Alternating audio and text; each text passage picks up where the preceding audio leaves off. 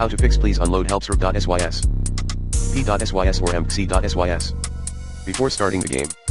To fix, please unload helpsrv.sys. p.sys or amdxhc.sys. Before starting the game, try 1. Enable driver signature enforcement in Windows Safe Mode. 2. Update all your device.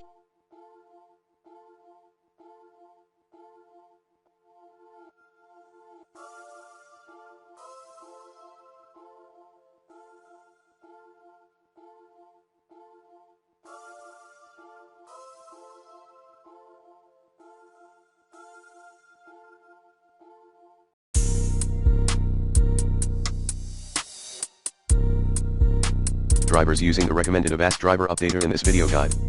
3. Remove and reinstall game, the latest build. 4. Perform system restore.